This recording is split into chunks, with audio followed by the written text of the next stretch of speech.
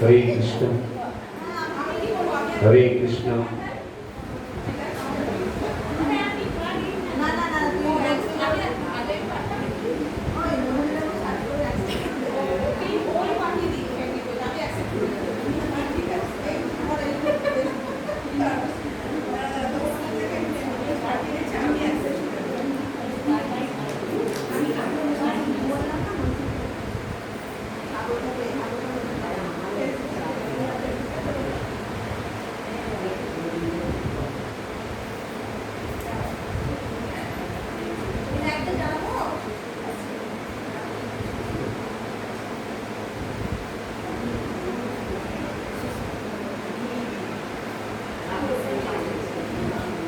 হরে কৃষ্ণ। ভজ হরে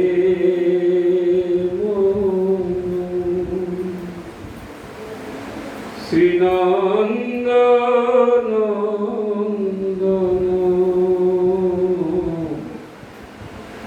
অভয় চরণার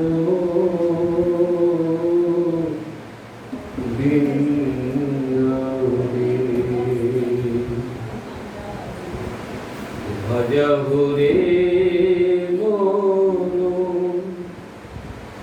শ্রীনন্দনন্দন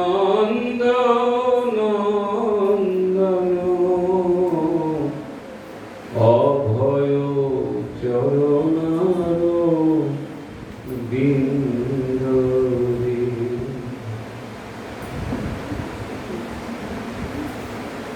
আজ একাদশী। এই একাদশীর নাম পাপ মোচন। এই একাদশী পালন করলে আমাদের শত জনম, ভগবান বলছে শত জনম নয়, জনম জনম মানে লক্ষ লক্ষ জনম যতবার এসেছো, যতবার এই ধরাধামে যে রূপেই আসো না কেন, কারণ আমরা জানি 84 লক্ষ যোনি ভ্রমণ করে তবে মানব জন্ম পাওয়া যায়। তাই যতবার এসেছি ততবার জানতে অজান্তে পাপ করেছি। সেই সব পাপ মোচনের জন্য ভগবান বিধান দিলেন এই একাদশী ব্রত। বিশেষ করে আজ এই পাপ মোচন একাদশী যারা পালন করেন, ভগবান তাদের অবশ্যই ওই জনম জনমের পাপ ক্ষয় করে দেন।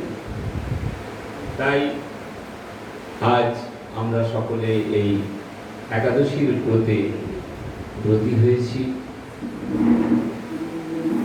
যতগুলো একাদশী আমরা পালন করি, বছরে 24টা একাদশী, কোনো বছর 26টাও হয়। আমাদের গুরুবর্গ যারা আছেন, যে যে গুরুরই দীক্ষা নেন, সবাই সব গুরু কিন্তু একাদশী পালন করার জন্য কেউ কাউকে বলে না যে এটা পালন করো না, সবাই পালন করার কথা বলে। একাধারে পূর্ণ হয়, দ্বিতীয় শরীরের জন্য খুব ভালো। দেখুন 15 দিন আমরা যা যা আহার করি, একদিন যদি শরীরকে বিশ্রাম দিই তাহলে মনে হয় শরীরের।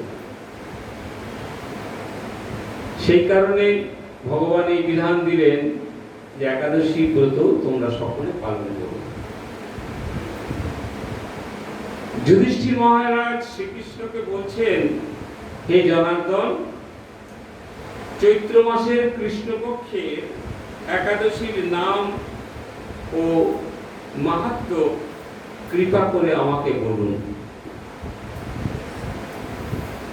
যুধিষ্ঠির মহারাজ বলছেন, হে কৃষ্ণ সখা, এই পাপ মোচন একাদশী করলে কি ফল হয় সেই কথা আমাকে বলুন।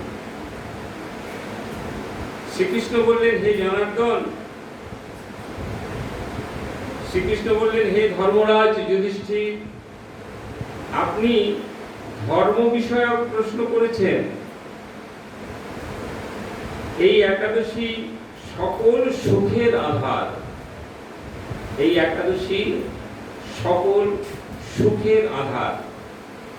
আচ্ছা, এখানে একটা প্রশ্ন আসতেই পারে, সারাদিন না খেয়ে, কারণ একাদশীতে কিছু খেতে মানা করছে, পরবর্তী সময় আমাদের গুরু মহারাজ বা অন্যান্য অনেকেই বিধান দিয়েছেন, তোমরা ফল সেবা করতে পারো, দুধ সেবা করতে পারো, কিন্তু ভগবান কোনোদিন বলেননি যে ফল দুধ এসব খাও। সে কিন্তু তার কথায় কিন্তু বলা হয়েছে যে একেবারে নির্জলা উপবাস করতে পারলে আরো ভালো। যেটা দেখুন এই আমরা করি না, কিন্তু আমাদের এই বিধর্মী মুসলিম ধর্মে তারা কিন্তু আজ 1 মাস ধরে করছে, একেবারে প্রায় দেখতে দেখতে 14 ঘন্টা কিছু খায় না, 14 ঘন্টা। আমাদেরও ঠিক তাই বলছে যে সারাদিন উপবাস করা এবং রাত্রে একটু দুধ সেবা করে শুয়ে পড়া। হ্যাঁ, ভালো ঘুম হবে। ও ঘুমোতে মানা করছে, হ্যাঁ ঠিক কথাই তো, রাত্রি জাগরণ করতে হয়, তবে গিয়ে 16 আনা এর পূর্ণফল পাওয়া যায়। ওনারা কিন্তু করে, যারা আমাদের বিধর্মী আছে, আমাদের ধর্মের নয়, তারা কিন্তু সত্যি কথাই দেখবেন একেবারে সূর্য অস্তের আগে কিচ্ছু সেবা করে না, কিচ্ছু খায় না, এবং কাজও করে। 1 মাস কাজ করবে না, এটা তো হতে পারে না। 1 মাস কাজও করে। এই তো 22 তারিখে বোধহয় ওদের শনিবার, সেখানে আমরা একাদশী করি। আমি আমার কথা বলছি, সবার জন্য বলছি না। 8টা সাড়ে 8টার সময় বেশ কিছু ফল টল নিয়ে বসে পড়ি খেতে। তারপরে দুপুরবেলায় ওই সামাদানার সেবা করি। রাত্রিবেলাতে আবার কি খাবো চিন্তা করি। আমরা কেমন একাদশী করি ভগবান সব দেখছে। আচ্ছা, সত্যি কথা বলতে হয় কি, কারণ আমি যদি নাও বলি, একজন তো দেখছে, তিনি কিন্তু সব জানে। খেলিছ বিশ্ব লয়ে, তার কাছে কিছু লুকোবার তো নেই, তাই আপনাদের কাছে লুকিয়ে হবে কি? এইরকম একাদশী করে আমরা ভগবানকে বলি, ঠাকুর তোমার জন্য কত কিছু করলাম, তুমি আমায় দেখছো না। ভগবান বলে, দেখবো কিনে বেটা, তুই তো আর্ধেক কাজ করিস, আর্ধেক করিস না। আপনাকে পরীক্ষার খাতায় দেয়া হয়েছে 10টা প্রশ্ন, আপনি 3টে উত্তর দিয়ে বলছেন আমি কেন পাস করলাম না। মাস্টারমশাই খাতা দেখে বলছে যে 10টাই উত্তরে 10টা দিয়েছে, তাকে কি দেবো, আর তুমি 3টে উত্তর দিয়েছে, তোমাকে কি দেবো। আমরা সেই 3টে উত্তর দেওয়ার লোক, কিন্তু তবুও ভগবানকে ছাড়ি না, যতই কষ্ট হোক, যতই অসুবিধে হোক। কারণ ওই যে ওইটুকু করি, মানে ভাত খাইনি তো, এটা যেন বিরাট কষ্ট। এটা আমার জন্য কিন্তু খুবই অসুবিধে, কিন্তু তবু করি। যাই হোক, তাই যুধিষ্ঠির কৃষ্ণকে বললেন, বলো জনার্দন, এই একাদশী করলে মানুষের কি ফল পাবে, কি লাভ হবে? আপনি ধর্ম বিষয়ে প্রশ্ন করেছেন। এই একাদশীর সকল সুখের আধার, সিদ্ধি প্রদানকারী ও পরম মঙ্গলময়, সমস্ত পাপ থেকে নিস্তার বা মোচন করে বলে এই পবিত্র একাদশী তিথি পাপ মোচন একাদশী বলা হয়।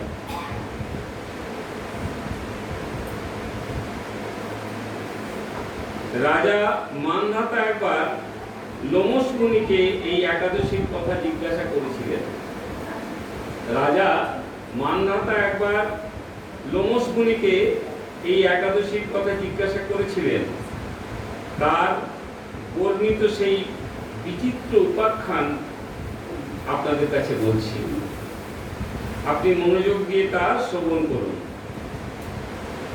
প্রাচীনকালে অতি মনোরম চিত্ররথ পুষ্প উদ্যানে মুনিগণ বহু বছর ধরে তপস্যা করতেন। প্রাচীনকালে চিত্ররথ পুষ্প উদ্যানে মুনিগণ বহু বছর ধরে তপস্যা করতেন। দেখুন, এই যে মুনিরা তপস্যা করে, ভগবানও চেষ্টা করে যে তাদেরকে কি করে এই তপস্যা থেকে বিরত করা যায়। যেমন করেছিলেন হরিদাস ঠাকুর 3 লক্ষ নাম জপ করতেন। আমি এই উপাখ্যান বহুদিনের, আমি আমার একবারে বাস্তবের কথা বলছি, 500 বছর আগের কথা। হরিদাস ঠাকুর তিনি একেবারে দৃঢ় সংকল্প করেছিলেন যে প্রতিদিন 3 লক্ষ নাম তিনি জপ করবেন। 3 লক্ষ নাম জপ করতে গেলে বেশি না, আমরা যারা আছি আমরা একদিন 1000 বার নাম জপ করবেন। 1000 বার দেখবেন কতক্ষণ সময় লাগে। 1000 বার। আর যিনি 3 লক্ষ বার নাম জপ করবেন তিনি কত সময় লাগে আমাদের কাছে আন্দাজ হয়ে যাবে। 24 ঘন্টা 3 লক্ষ নাম করার জন্য কিন্তু খুব কম পড়ে যায়। 1000 বার নাম করতে আমার ধারণা খুব কম করে 1 ঘন্টা সময় লাগে।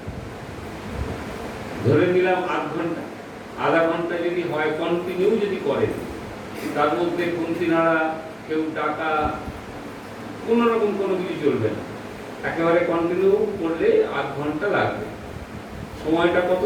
একদিন 24 ঘন্টা, আধ ঘন্টায় 1000 বার, 1 ঘন্টায় 2000, 24 ঘন্টায় 24 ঘন্টায় হয় 2000 × 24 48,000, তাই না? 1 ঘন্টায় 2000, 24 ঘন্টায় 48,000। 3 লক্ষ বার নাম জপ করলে তাকে কত দ্রুত, কত মনকে অ্যাক্টিভ করতে হয়, তবে সে 3 লক্ষ বার নাম জপ করতে পারে। 10 মিনিটে তাকে 1000 বার নাম জপ করতে হয়, তবে গিয়ে 24 ঘন্টায় 3 লক্ষ বার হয়। সেই রকম একজন ভক্তকে ভগবান পরীক্ষা করার জন্য পাঠিয়েছিলেন নর্তকীকে। লক্ষ হীরা তার সামনে এসেছিল। কেন? এই সবই তো তার খেলা।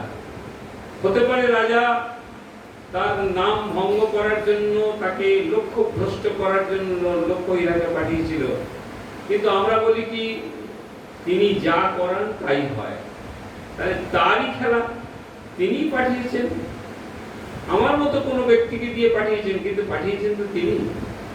ঠিক আজকে এই লোমশ মুনিকে, এই যে এতজন মুনি এত সুন্দরভাবে ওই ভক্তি পথে তারা তপস্যা করতেন, তাদের এই তপস্যা ভাঙার জন্য महाराज जी थोड़ा इधर किया था हमारे सामने। ना ना उन लोगों को जो पैर का सामने आपको बैठना एकदम नहीं है, आप सामने आइए, उन लोग को एकदम इस्तेमाल हो जाएगा। हाँ तुम चलिए रखो। तो ये তপস্যা করতে গিয়ে তাদের ওই ধ্যান ভাঙার জন্য ওই মেধাবী নামে এক ঋষি কুমারী সেখানে তপস্যা করছিলেন। মঞ্জু ঘোষা নামে এক সুন্দরী অপ্সরা তাকে পাঠিয়ে দিলেন। সে এলেন, মঞ্জু ঘোষা এক অপ্সরী সেখানে এসে ওই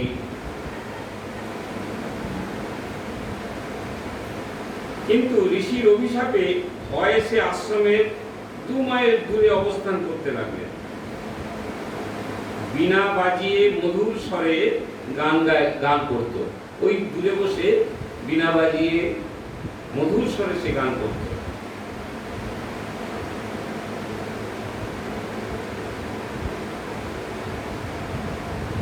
একদিন মঞ্জু ঘোষা মেধাবীকে দেখে, মঞ্জু ঘোষা মানে একজন নর্তকী, তাই না, অপ্সরা, তাকে ওই বললাম পাঠিয়েছে।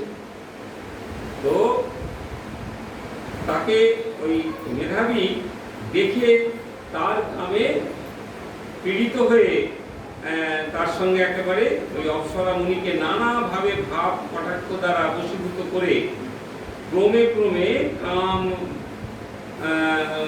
পরবশ মুনি সাধন ভজন বিসর্জন দিয়ে তার আরাধ্য দেবকে বিস্মিত হয়ে গেলেন।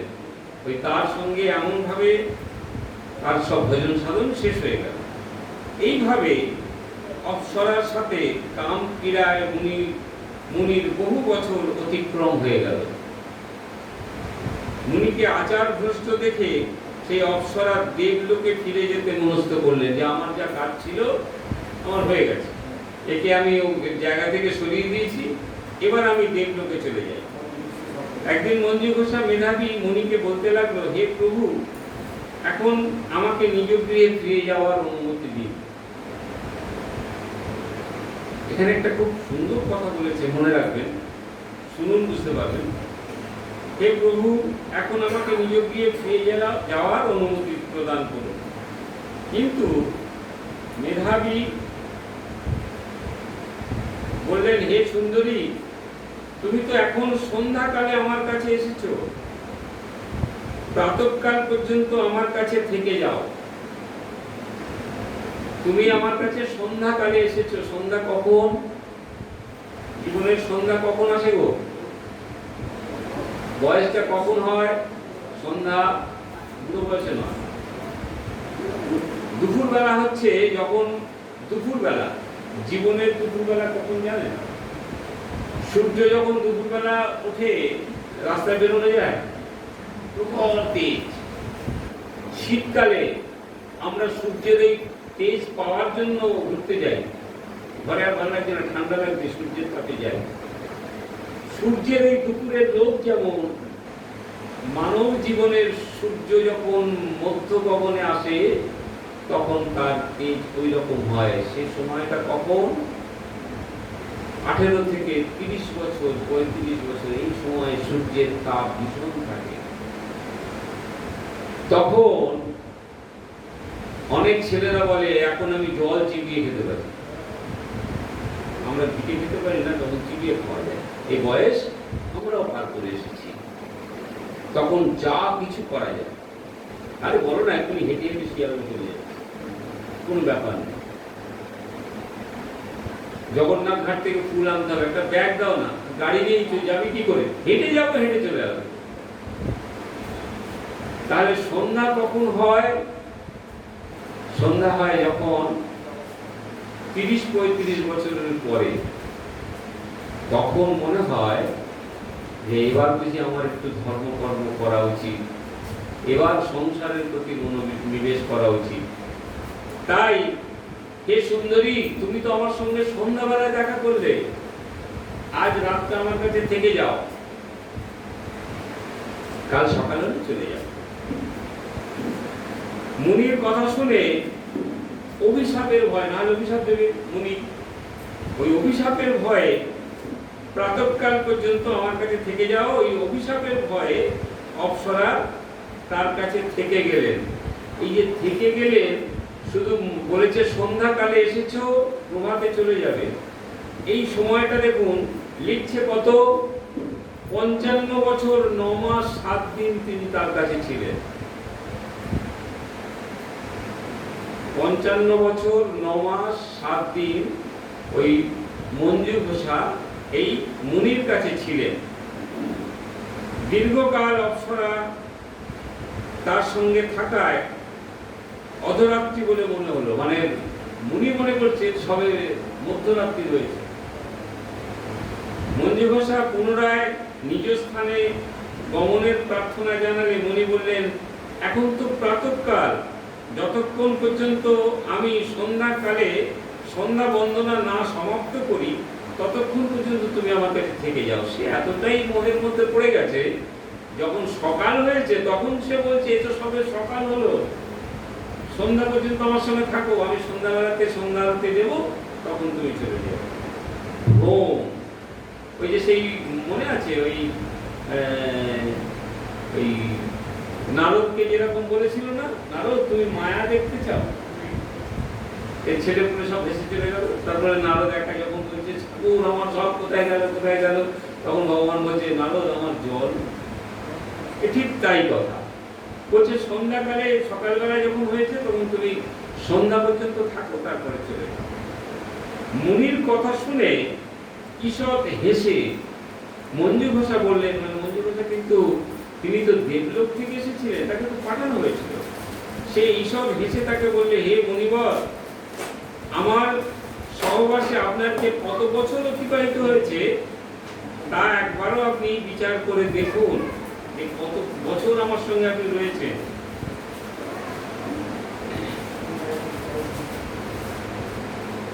এই কথা শুনে মুনি স্থির হয়ে চিন্তা করতে শুরু করলেন। কি বললেন? কত বছর মানে?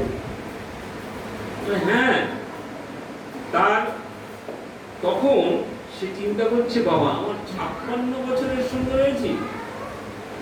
আমি চিন্তা করছি রাত্রে এসেছে, সকাল হয়েছে, আর সকাল থেকে সন্ধ্যে পর্যন্ত থাকতে বলছি, 56 বছর চলে গেছে। তাহলে আমি কিরকম মায়ার পর্দায় পড়েছি, আমার ভজন সাধন কোথায় গেল? সব নষ্ট হয়ে গেছে।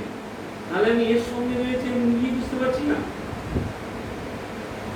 মুনি তখন মঞ্জু ঘোষার প্রতি ক্রোধে, তখন সে তার আসল চিন্তা করে গেছে, হায় হায় আমি সব এত যে ধ্যান জ্ঞান এত কিছু করলাম, তখন তার উপর রেগে গেছে। রেগে গিয়ে ক্রোধের পরবশ হয়ে বললে, রে পাপিষ্ঠ দুরাচারী তপস্যা ক্ষয়কারিণী, তুমি আমার তপস্যা ক্ষয় করেছো, ক্ষয়কারিণী, তোমাকে ঠিক, তুমি পিশাচী হও।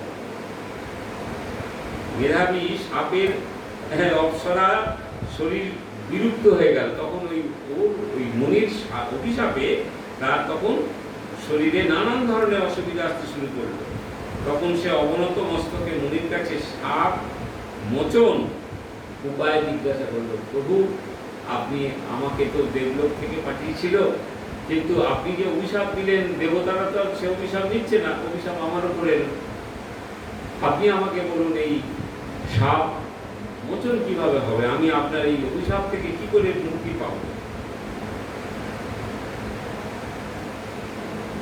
মেধাবী বলল, হে সুন্দরী, চৈত্র মাসের কৃষ্ণপক্ষীয় পাপ মোচন একাদশী সর্বপাপ ক্ষয়কারী, সেই ব্রত পালন তোমার পিশাচত্ব দূর হবে। তুমি পিশাচের কাজ করেছো আমার সঙ্গে। পিতার আশ্রমে ফিরে গিয়ে মেধাবী বলল, হে পিতা, ওই মুনি পিতার কাছে গিয়ে বলছে, হে পিতা, এক অপ্সরার সঙ্গদোষে আমি মহা পাপ করেছি, এর প্রায়শ্চিত্ত কি তুমি আমায় বলো। উত্তরে চবন্ন মুনি বললেন, চৈত্র মাসের কৃষ্ণপক্ষীয় পাপ মোচন একাদশী ব্রত প্রভাবে তোমার পাপ দূর হবে। পিতার উপদেশ শুনে মেধাবী সেই ব্রত ভক্তি ভরে পালন করল, তার সমস্ত পাপ দূর হল। পুনরায় তিনি তপস্যায় ফললাভ করলেন। মঞ্জু ঘোষ এই ব্রত পালনের ফলে পিশাচত্ব থেকে মুক্তি হয়ে দিব্য দেহে স্বর্গে গমন করলেন। হে মহারাজ, যারা পাপ মোচন একাদশী পালন করেন তারা পূর্বকৃত সমস্ত পাপ ক্ষয় হয়। এই ব্রত পাঠ ও শ্রবণ করলে গোদানের ফল লাভ হয়। জয় জয় রাধে।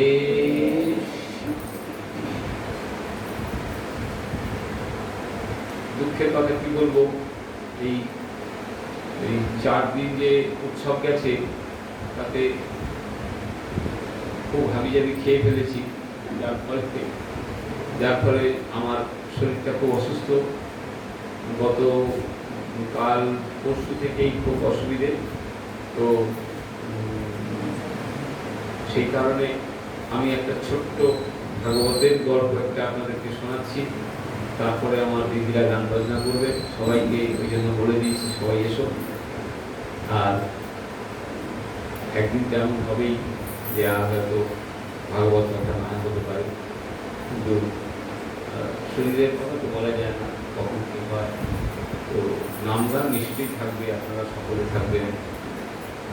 আমার পূর্বসূরি যারা আছে, ছেলে বৌমা সবাই থাকবে, সবাই নাম গান করবে, এমন দিন যদি হয়। তবুও বলি, যেটুকু জানি যেটুকু পারি কবিদের কাছে জানাই, শরীরটা সুস্থ রেখো। একটি মেয়ে চাকরি পেয়েছে, মা বহু কষ্ট, খুব কষ্ট। মার মেয়ে থাকে,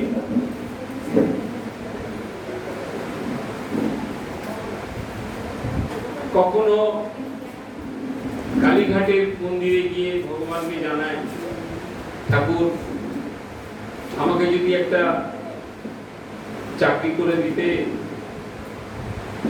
মা আমি দুজনে থাকি, তোমার কাছে আসি, তোমার পূজা আস্থা দেব। কিন্তু কিছুতেই কিছু হয় না, খুব কষ্ট। মনে রাখবেন, যারা যত কষ্টে থাকে তারা কিন্তু ভগবানের তত কাছে থাকে। আর কষ্টটা কেন হয়? এসব পূর্বে থেকে হয়ে আসছে। কোন জন্মে কোন পাপের ফল ক্ষয় হবে সেটা তিনিই জানেন, আমরা জানি না। তবে ভগবান বলছেন, যে যত কষ্টে থাকে সে তত আমাকে বেশি স্মরণ করে। যার জন্য মহাভারত যুদ্ধ শেষ হয়ে যাওয়ার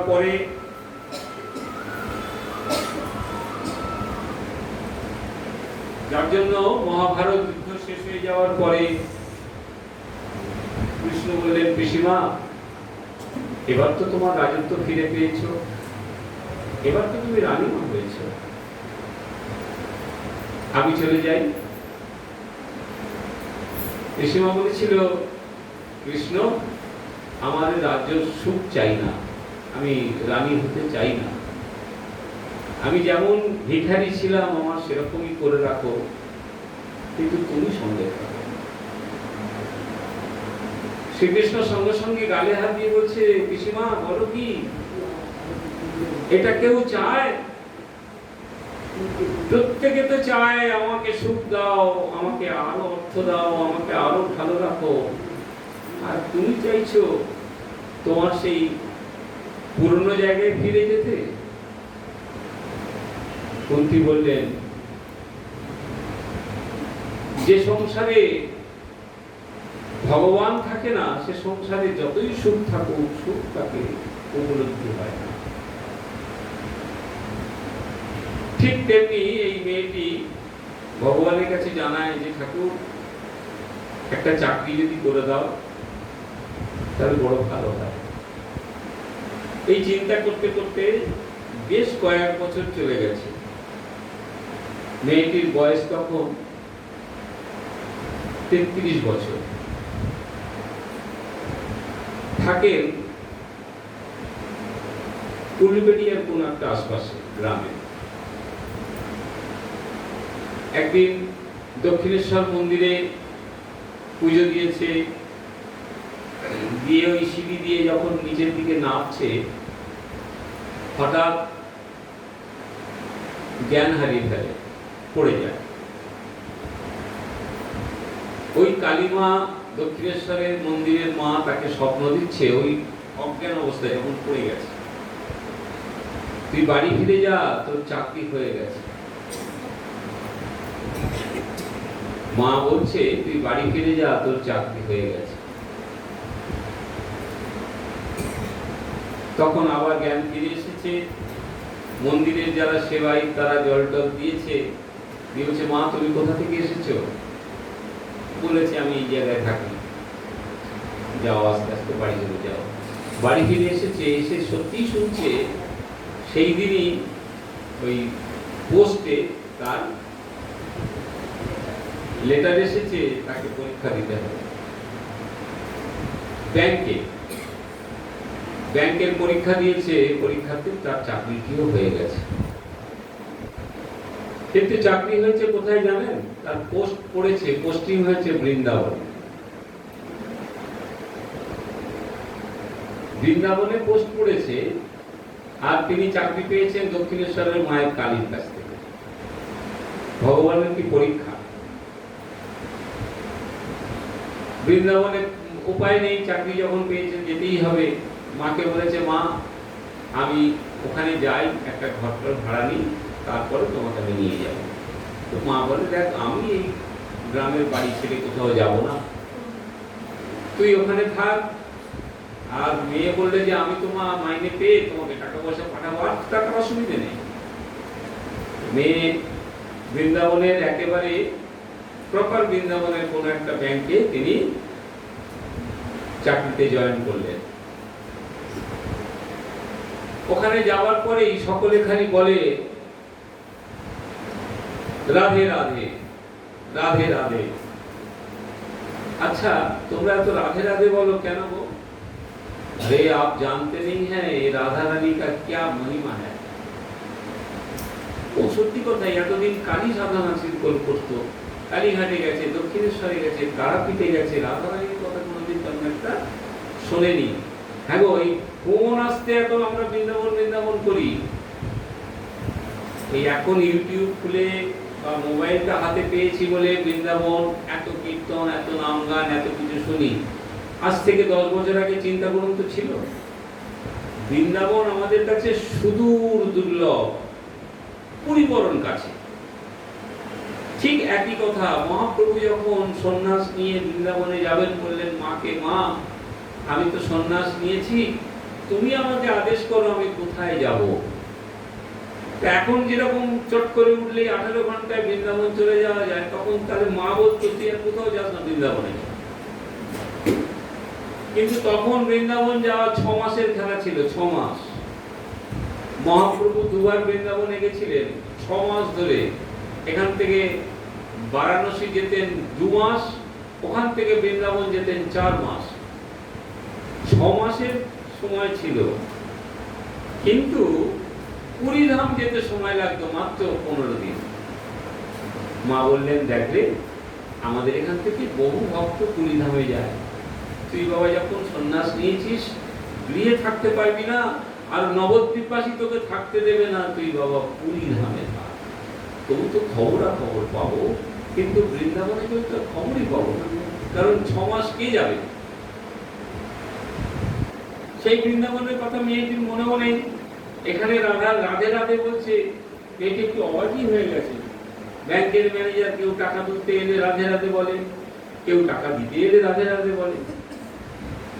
তো ও এখন জিজ্ঞাসা করেছে, হ্যাঁ গো তোমরা এত রাধে রাধে বলো। अरे माई जी आप जानते नहीं है राधा रानी का क्या यहाँ खेल है, यहाँ कृष्ण को तो कोई जानता ही नहीं है।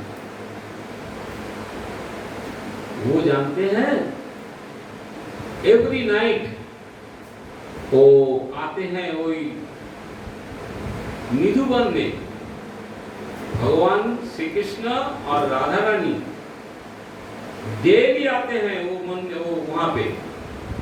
तो মেয়েটার এখন দেখার ইচ্ছা হয়েছে যে এই জায়গাটা কোথায়, ভগবান নাকি নেমে আসে, এমন জায়গা আছে, একদিন দেখতে যাব। তখন অত দোকান অত কিছু ছিল না, কিন্তু গলিগুলো সব ছিল। মেয়েটি একদিন চলেছে, তার কিন্তু কৃষ্ণ রাধা এর প্রতি কোনো ভক্তি ভাব কিচ্ছু ছিল না, জানতোই না থাকবে কি করে। একদিন অফিস ছুটি হয়েছে, তারপরে হাঁটতে হাঁটতে হাঁটতে হাঁটতে চলেছে নিধুবনের দিকে। যখন নিধুবনের কাছে এসে পৌঁছেছে তখন বাজে রাত্রি প্রায় 8টা। 8টার সময় নিধুবনের গেট বন্ধ হয়ে গেছে। একটি মেয়ে, ছোট্ট মেয়ে, তাকে জিজ্ঞাসা করছে যে দেখছে কেউ নেই, কিন্তু ওই মেয়েটি একটা ঝুড়ির মধ্যে গোপাল বিক্রি করছে, গোপাল, সেগুলো আবার মাটির গোপাল। ও মাইজি गोपाल लेगा गोपाल। बोले अरे আমি এসেছি निधुवन देखते, निधुवन तो वो तो बंद हो गया, कल आइए 5 बजे का अंदर आइए तो देखा होगा। 6 बजे 7 बजे तक खुला रहता है, 8 बजे बंद हो जाता है। बंद हो गया। तो रास्ता एलाम हेঁটে हेঁটে দেখা হলো না। माँ जी ये गोपाल लेके जाइए ना, एक ही बचा है, और झुड़ीते একটাই গোপাল বেঁচেছে। তো বলছে ক পয়সা দাম? বলছে 2 रुपया। বলছে দেখ ভাই আমার কাছে তো খুচরো টাকা নেই, আমি 100 টাকা দিচ্ছি। বলে আমার কাছেও খুচরো হবে না, তাহলে আমার আর গোপাল নেওয়া হলো না, এর পরের দিন আসবো তোর থেকে নেব। ও ভাই जी नहीं नहीं लेके जाओ ना, तुम बाद में पैसा दे देना। ও জানে আমার ঝুড়িটা খালি হোক বাবা, গোপাল নিয়ে যাও। তা 2 টাকা দেয়ও নি, কিন্তু গোপালটা ও তখন বলছে পয়সাই দিতে হবে না। আর মেয়েটা ওই জন্য নেয়নি যে পয়সা দিতে হবে না বলে, তার কাছে ব্যবস্থা নেই, সেই জন্য সে বলছে যে আমার কাছে তো এক্ষুনি খুচরো টাকা নেই। বলে মাইকে রেখে যাও, বলে একরকম জোর করেই ওকে দিয়ে দিয়েছে। ওই মেয়েটা কিন্তু একটাই ভাবছে যে একটা বেঁচেছে, নিয়ে আর কোথায় যাবো, দিয়ে দিই। তো নিয়ে গেছে বাড়িতে, বাড়িতে নিয়ে গিয়ে বাড়িতে যাওয়ার সময় মানে নিজের বাড়ি কলকাতার বাড়ি থেকে যখন, হাওড়ার বাড়ি থেকে যখন বৃন্দাবনের পথে যায়, তখন একটা রেডিও ছিল। আগেকার দিনে রেডিওগুলো মনে আছে, বড় টাইপ কাঠের বাক্স, তাতে এরকম বড় বড় সব সেই ঘোরানো ছিল, হ্যাঁ, আর সামনে একটা পর্দার মতো লাগানো, সেই রেডিওটা ছিল। তার উপর নিয়ে গোপালকে বসিয়ে দিয়েছে, মাটির গোপাল তো বসিয়ে দিয়েছে ঠক করে ঠুকে। রাত্রিবেলা খেয়েছে, দিয়েছে, নিয়ে খেয়েছে, গোপালের দিকে তাকায়ও নি, তাকে মাটির গোপাল দিয়েছিল বিনা পয়সায়, এনে বসিয়ে দিয়েছে। এক একজন থাকে না গো শোকেসের মধ্যে, সুন্দর দেখতে লাগে, দেখবেন অনেক বাড়িতে গোপাল হাত বাড়িয়ে আছে কিন্তু শোকেসের মধ্যে কাঁচ দিয়ে বন্ধ করা। আচ্ছা, কাঁচ দিয়ে বন্ধ করা গোপাল তোমাকে কোনদিন দেখবে? সে তো বন্ধ করে রেখেছে, দেখবে কেন? যে গোপালের হাতে লাড্ডু থাকে, যাকে নিয়ে মানুষ কোলে করে নিয়ে ঘুমোয়, কোলে তাকে ভোরবেলা উঠে মুখ মুছিয়ে দিচ্ছে, সেই গোপালও যার, আর ওই কাঁচের শিশির মানে আলমারির মধ্যে যে গোপাল ঢোকানো আছে সেও সেই একই গোপাল। এখন সেই গোপাল তোমাকে দেখবে কেন যে গোপালকে তুমি কাঁচের শিশির মানে ওই আয়নার মধ্যে আটকে দেখবে না? তা সে বলছে তুমি আমাকে দেখো না, আমি তোমায় দেখবো। এই মেয়েটি ওই গোপালকে ওখানে বসিয়ে রেখেছে, আর নিজে খেয়ে দিয়ে শুয়ে পড়েছে, ঘুমিয়ে পড়েছে, ঘুমিয়ে পড়েছে।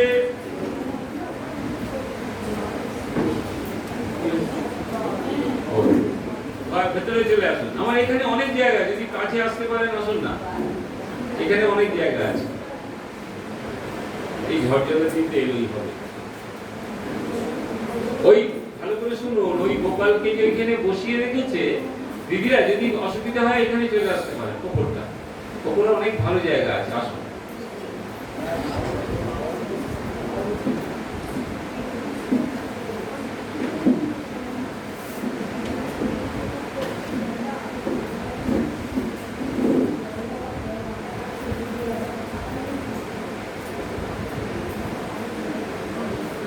ওই যে গোপালকে ওখানে বসিয়ে রেখেছে, নিজে রাত্রিবেলা খাওয়া দাওয়া করে ঘুমিয়ে পড়েছে। একদিন গেছে, দুদিন গেছে, 3 দিন গেছে, 4 দিনের দিন গোপাল বলছে, কিরে নিজে নিজে খেয়ে শুয়ে পড়লি, আমাকে তো খেতে দিচ্ছিস না। ঘুমিয়ে পড়েছে, ঘুমের ঘরে শুনতে পাচ্ছে গোপাল বলছে, নিজে নিজে খেয়ে শুয়ে পড়লি, কই আমাকে তো খেতে দিবি না। ঘুম ভেঙে দেখছে গোপাল গোপালের জায়গায় কি কথা বললো, উঠে তাকিয়ে তাকিয়ে দেখছে, এটা আমার মনের ভ্রম। এই যে কথাটা শুনেছে না, এই ঘুমোয়, কিন্তু আমরা পাশ ফিরে যখন ঘুম ভাঙে না, সজাগ হই তো, তবে তো এই পাশ থেকে ওপাশে ফিরি। ওই যখনই এদিক থেকে ওদিকে ফেলে একবার করে গোপালের দিকে তাকায়। ওই কথাটা শোনার পরে একদিন ওরকম শুয়ে আছে, শুতে শুতে চট করে ঘুম ভেঙে এদিকে যখন ঘুরে দেখছে যে গোপালের জায়গায় নেই, ওখানটায় নেই, ওখানে নেই, কোথায় আছে? তাড়াতাড়ি উঠে বসেছে, পড়ে গেল নাকি? যদি ওপর থেকে পড়ে যায় তাহলে ভেঙে যাবে, মাটির তো। তাড়াতাড়ি উঠে বসেছে, দেখছে যে বালিশের পাশে বসে আছে, এখানে শুয়েছে, তার পাশে বসে আছে। মাটির গোপাল চলে?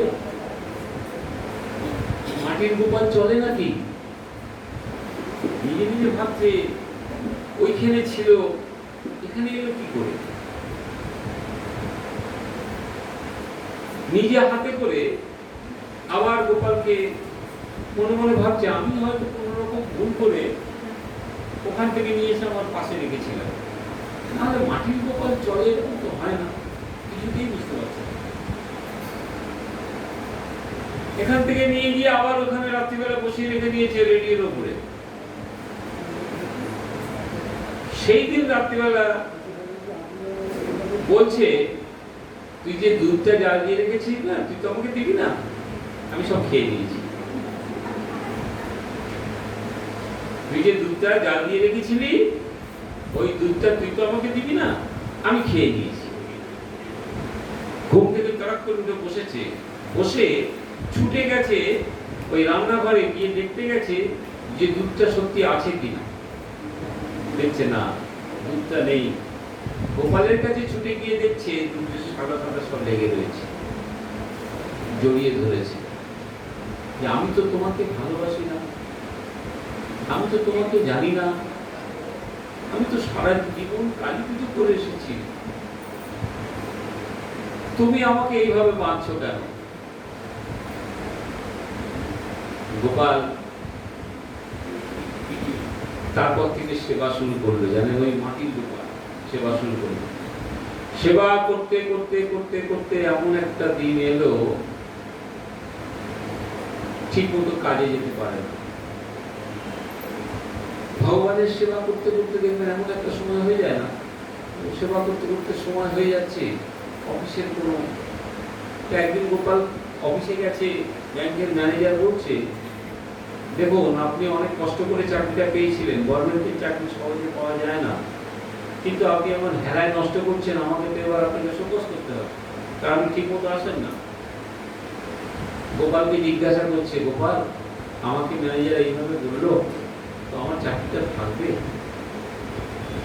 তার উত্তরে গোপাল কি বলছে জানেন? ছেড়ে দে না, ছেড়ে দে, তুই আমি দুজনে থাকবো।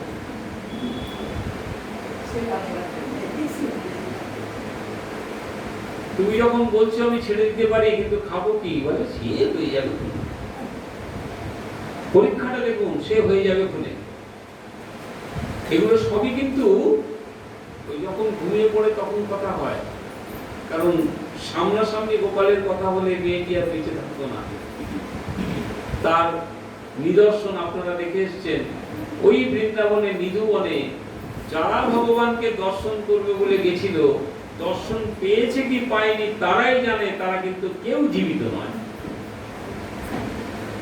আমরা যখন ওই রাধারানী যেখানে বংশী বা মানে বাজাচ্ছেন, বংশীওয়ালা রাধারানীকে দেখেছিলেন তো?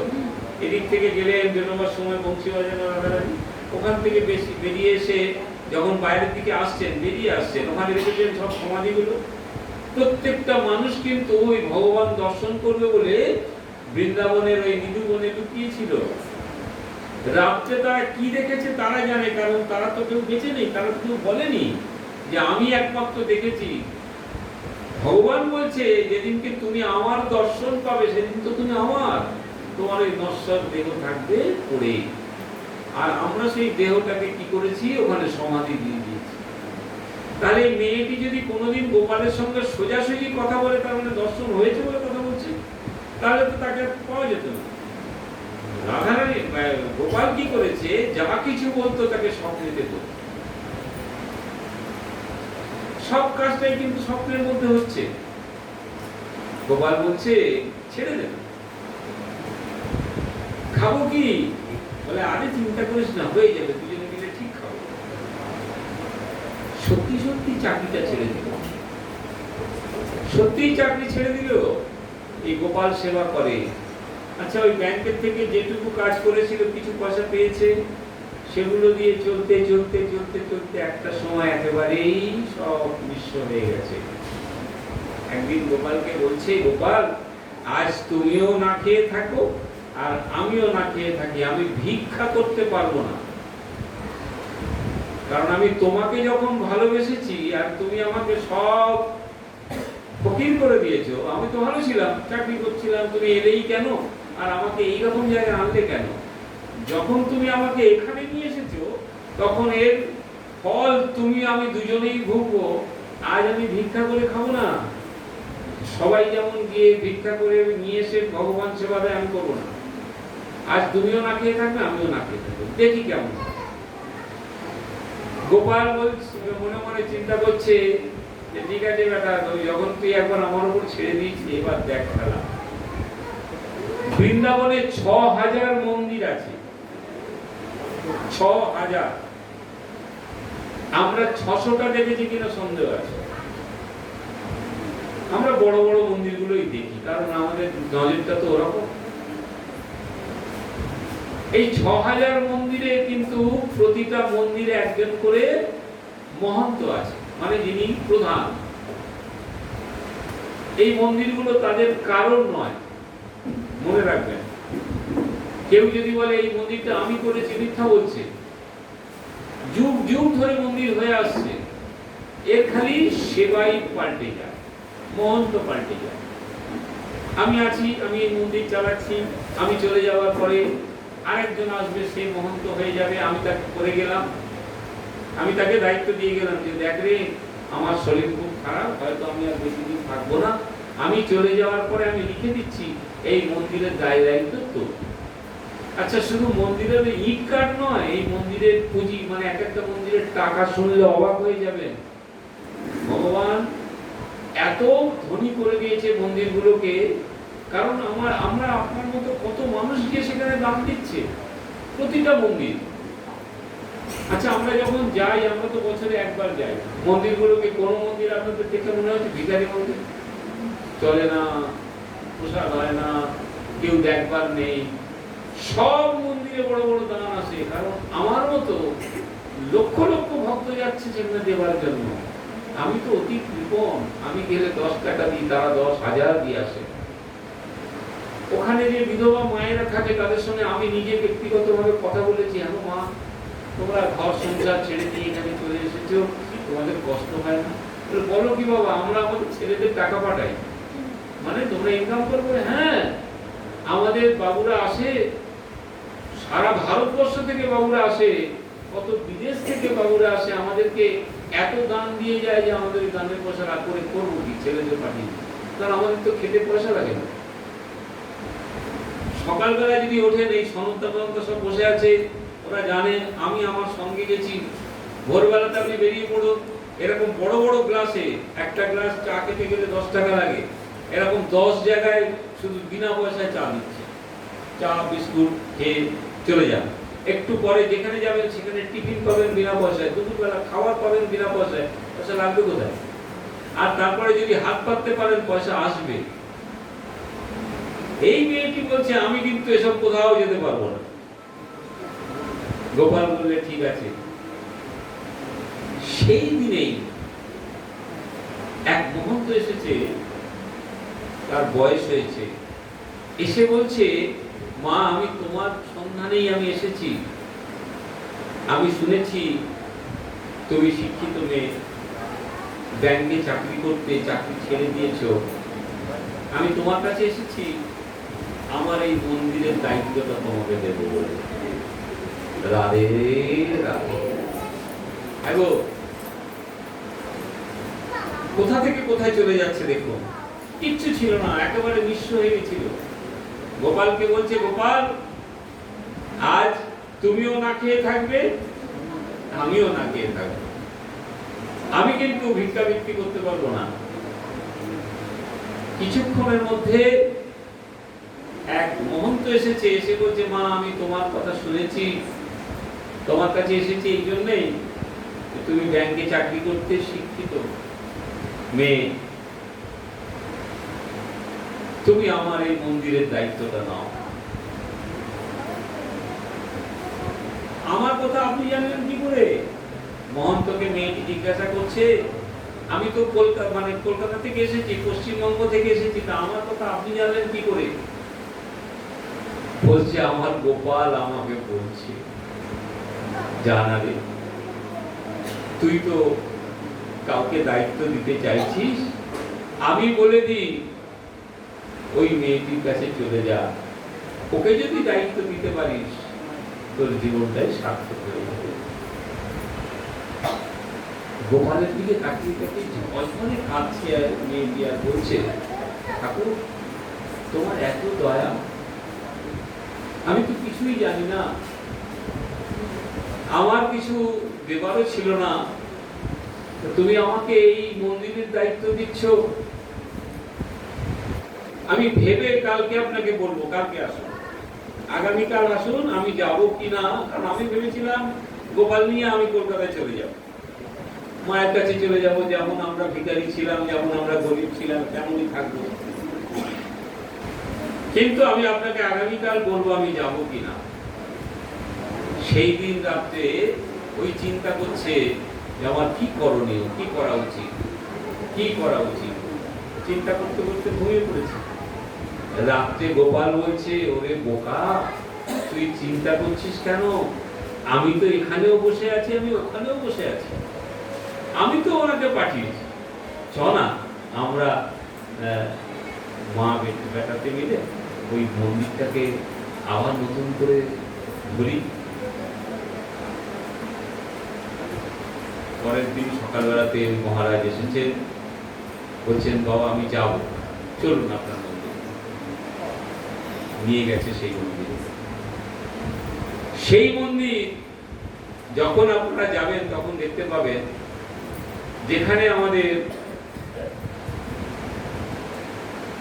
হরিদাস ঠাকুরের মঠ আছে বৃন্দাবনে, ওই ঠিক তার পাশে এখনো সেই মেয়েটির ছবিও রয়েছে, তার মূর্তি করা রয়েছে। এবং এটা আজ থেকে প্রায় 70-75 বছর আগের ঘটনা, এখনো কিন্তু সেখানে সে বিরাজমান। তো ভগবান চাইলে, হ্যাঁ ভগবান চাইলে কি হতে পারে কি পারে না সেটা তো তিনিই জানেন। বৃন্দাবনের মহিমা অপার, যারা গেছেন তারা জানেন। তবে আমরা পাই না কেন? আমরা তো সেই চোখে যাই না। আমাদের নজরটা থেকে ঘুরতে যাব, বেড়াতে যাব, যেরকম দার্জিলিং বা অন্যান্য জায়গায় ঘুরতে যাই, ওই চিন্তা করে যদি বৃন্দাবন যাওয়া যায়, বৃন্দাবন দেখা হবে কিন্তু পাওয়া কিছু যাবে না। সাধারণ নবদ্বীপেই যাই আমরা, নবদ্বীপে এখনো গিয়ে নেই, আমি মাঝে মধ্যেই নবদ্বীপে যাই। নবদ্বীপে গেলে খুব খারাপই লাগে, নবদ্বীপের চেহারাটা কেমন আস্তে আস্তে পাল্টে যাচ্ছে। নবদ্বীপ মুক্ত বৃন্দাবন, কারণ সেই কৃষ্ণ সেই রাধা রানী তো এসেছে, আমরা কি তার মধ্যে দিতে পারি? কেউ ধরে রাখতে পারে? প্রথম কথা যে সরকার যারা আমাদেরকে পরিচালনা করে, যাদের উপর আমরা রাষ্ট্রের দায়িত্ব দিয়েছি, তারাই এগুলোকে ধরে রাখে না। আজকে যদি তারা চাইতো, যান না আপনি আমার বৃন্দাবনে যান, বেনারসে যান, বেনারসের মন্দিরে আশপাশে চত্বরে কোথাও কোন রকম কোনো নিরামিষ ছাড়া আমিষ কিচ্ছু পাবেন না। বেশ কিছুটা সময় আপনাকে ঘুরতে হবে। বৃন্দাবনে তো নেই, বৃন্দাবনের আমি দেখিনি। একমাত্র ওই যদি আগ্রা ফাগরা চলে যান আলাদা কথা, বৃন্দাবন চত্বরের মধ্যে পাবেন না কোনো কিছু। সব হোটেল সব কিছু নিরামিষ। সেখানে নবদ্বীপে মহাপ্রভু গৌরাঙ্গ মহাপ্রভুর যেখানে জন্মস্থান, তার 1 কিলোমিটারের মধ্যে যাচ্ছে তাই হচ্ছে। সরকার দেখে না, এগুলো তো তাদের দায়িত্বগুলো করে না, কি করে। যাই হোক, এই ছিল আজ আমাদের ভাগবত কথার সমাপ্তি। রাধারানীর নাম করব, হরিনাম করব, তার আগে আমার দিদিরা একটা গান টান করুন। আমি আমাদের 9টা পর্যন্ত অনুষ্ঠান হয়, 8:30 পর্যন্ত হবেই, 8 ঘন্টা গান হোক, তারপর আমরা হরিনাম করে শেষ করব। আর আগামী দিনের অনুষ্ঠান জানিয়ে রাখি, 25 তারিখ আপনারা আমাদের ছোটদা আগে ছোটদা বাজার করতে চলে গেছে, সামনে পুজো বাড়ি তো ওদের মাসে দিতে। 25 তারিখ, 26 তারিখ, 27 তারিখে 3 দিন আপনারা ওখানে যাবেন। আমাকে বারবার বলেছে সকলকে নিমন্ত্রণ দিতে, আপনারা সবাই যাবেন। ওখানে ভাগবত কথা, কীর্তন এবং ভক্তিগীতির অনুষ্ঠান থাকবে, সকলের নিমন্ত্রণ থাকবে। প্রতিটা অনুষ্ঠানই সন্ধ্যাবেলায় হবে, সকলে আসবেন। আর পরবর্তী একাদশী কত তারিখে পড়ছে একবার আমাদের এই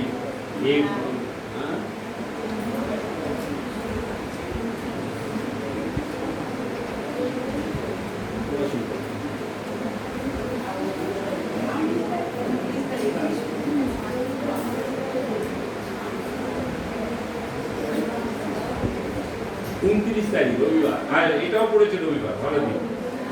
আমরা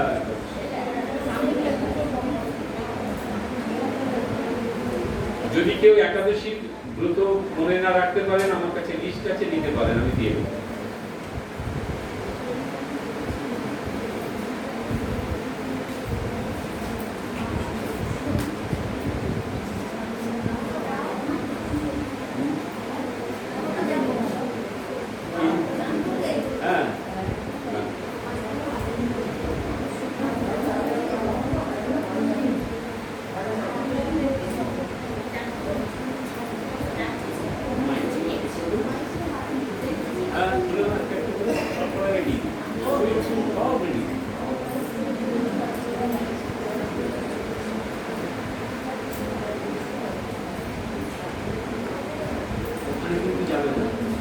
চলবে না।